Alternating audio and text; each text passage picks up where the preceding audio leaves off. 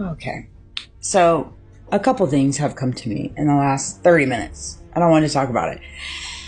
Um, so when I listen to music, which music is like the keys to my soul, it frustrates me a few things.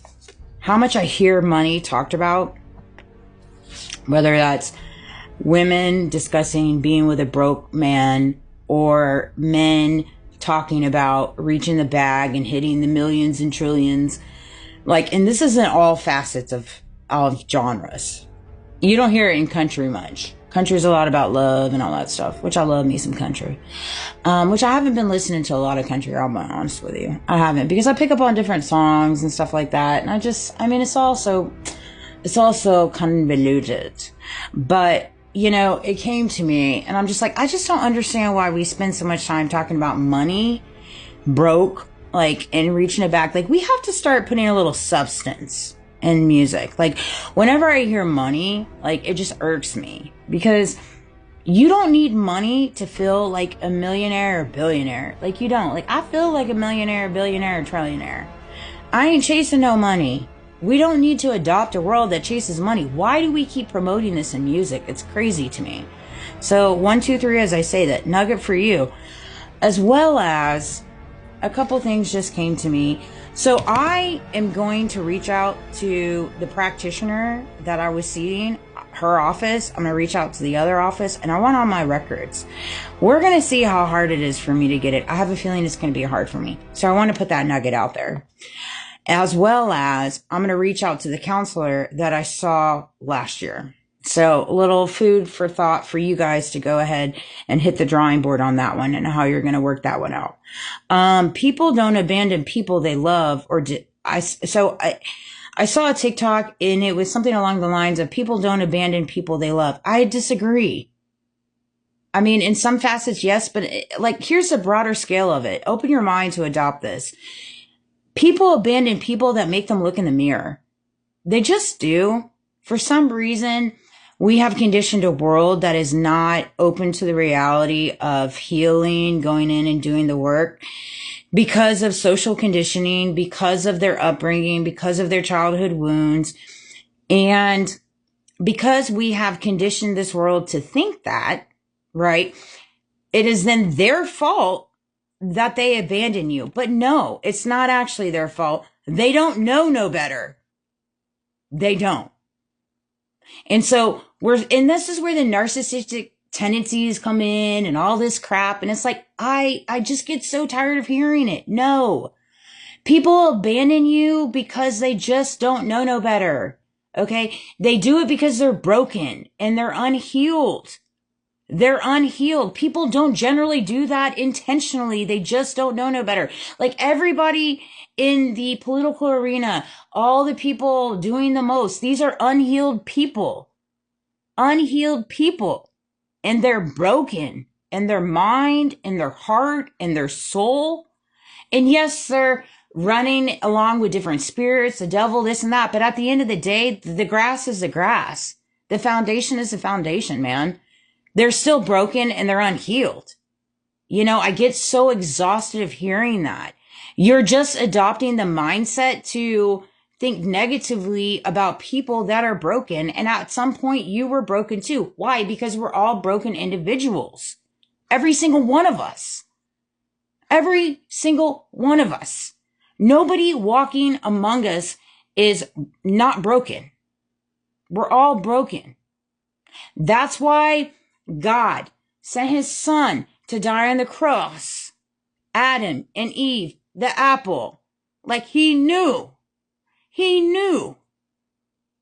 And it's just like, we have to release that adoption of the mind frame.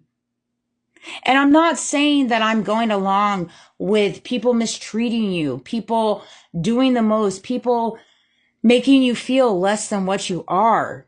All right. But you have to understand that it has nothing to do with you. It is them. And then once you truly adopt that mind frame, you carry a soft spot in your heart. Why? Because you were broken too. Broken too. And again, allow me to reiterate, I'm not giving the green light for anything that's transpiring around us right now. I think it's sick. I think it's sinister. I think it's the most, like, I don't stand with it. But when I recognize and reference like the abandonment of love and stuff like that, no, I disagree. Furthermore, I'm going to piggyback on this when it comes to my ex and how much he's been used against me. He has been so much a guiding light. I know he's tagged into this. All right. And I know he's been used against me, and we've been pulled apart. We're in separation. It's all been divinely orchestrated. It is. I understand that he has the keys and the nuggets to different things that I don't know, but I know. Right. And, I know him so back and forth. I just do. And it's one of those things. I'm always going to carry a connection there. Like nothing in this world, no people, places, and thing is like going to tear that connection apart. It's just not. It's just not. It hasn't worked to this point. So, I mean, facts are facts, right? But does it mean that I'm going to fall into y'all's traps? No, it absolutely is not. Does it mean that I'm going to see your traps before you lay them down? Absolutely. I'm picking up on that now. That's why I said it earlier today. I was like, this is actually getting very easy. Like, can you make it a little bit more difficult? Because now it's getting very easy for me. And so I know that you're going to continue going back to the drawing board, and I'm here for it. Please do. Actually, the more you go back to the drawing board, the more nuggets you keep throwing at me, the more I'm going to gain resilience, knowledge, power, and understanding of how you operate because of how I'm operating. And that's why we're mirroring each other. That's why God is using you for what he is right now. And he's using me for what he is right now. And until you recognize that you don't hold the power, I don't hold the power, God holds the power, we're going to keep at this. And it's just one of those things. But I felt compelled to make a video because I get tired of hearing these songs in reference to money and chasing the bag. And like, I'm down to hang with a broke man. Like, if you got a good soul, you got a good heart, you're humble, you move with humility, like, let's go. Like, we've got to change the mindset of chasing something that is literally spoon fed to us and dangled in front of us as bait. It just is. So I love you guys. Sweet dreams. Take away with what resonates and leave the rest. I speak freely. I speak authentically. I have to tell you this too. Candace Owens, I'm part of her little book club. I watched her book club yesterday, and there was an email sent that really touched me. It was sent 8 hours ago, and she said, "We are getting closer to answers." Dear Amanda, the Egyptian plane trailing Erica Kirk, mysterious lies, ties to the front. A strange warning from TPUSA. There are just some of the latest clues we have unearthed in the continuing investigation into the murder of my friend Charlie Kirk. And I just saw that because I was like, yeah, we are getting closer to the answers. That's why they're fluffered. We have a lot of people fluffered. But guess what?